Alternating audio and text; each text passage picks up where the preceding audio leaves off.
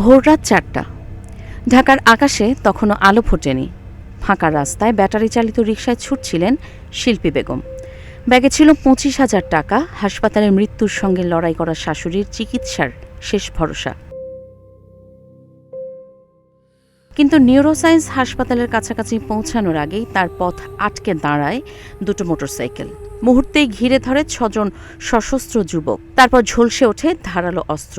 টাকা বাঁচাতে গিয়ে পেট আর পায়ে ছুরিকাঘাতে রক্তাক্ত হয়ে রিকশাতেই লুটিয়ে পড়েন শিল্পী বেগম। ছিনতাইকারীরা টাকা আর মোবাইল নিয়ে অন্ধকারে মিলিয়ে যায়। এই ঘটনা এখন শুধু একজন শিল্পী বেগমের গল্প নয়, এটা আজকের ঢাকার ভয়ঙ্কর বাস্তবতার প্রতিচ্ছবি।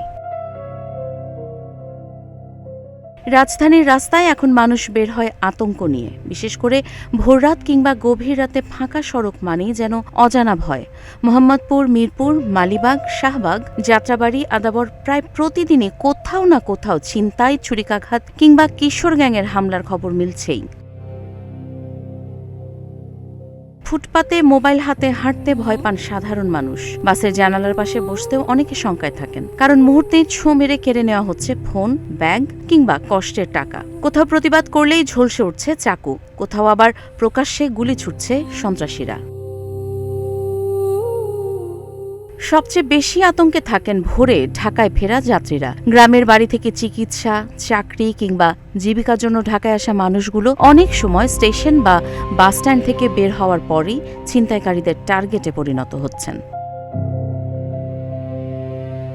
শুধু সাধারণ মানুষই নয়, এখন নিরাপত্তাহীনতায় ভুগছেন শ্রমিক, ব্যবসায়ী, শিক্ষার্থী সহ সব শ্রেণীর মানুষ। অনেক ভুক্তভোগী থানায় গিয়েও মামলা করতে অনীহা দেখান হয়রানির ভয়ে। আবার কেউ অভিযোগ করেও দ্রুত বিচার পান না। ফলে ভয়টা শুধু ছিনতাইকারীদের নয়, ভয়টা ধীরে ধীরে পুরো শহরটাকেই গ্রাস করছে।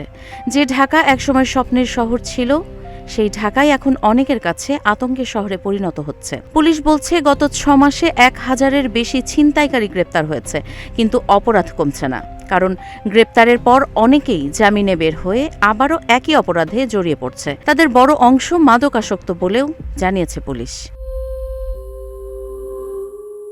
বিশেষজ্ঞরা বলছেন, শুধু অভিযান চালিয়ে এই সংকট থামানো যাবে না। প্রয়োজন কঠোর নজরদারি, দ্রুত বিচার, মাদকের বিরুদ্ধে কার্যকর ব্যবস্থা এবং সামাজিক প্রতিরোধ। কারণ প্রশ্ন এখন একটাই, রাজধানীর রাস্তায় সাধারণ মানুষ আসলে কতটা নিরাপদ?